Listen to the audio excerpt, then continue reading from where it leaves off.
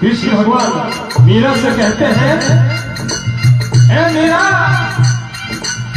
हंस के जिसका प्यार तो है क्या करे तोरे सब गोपाला।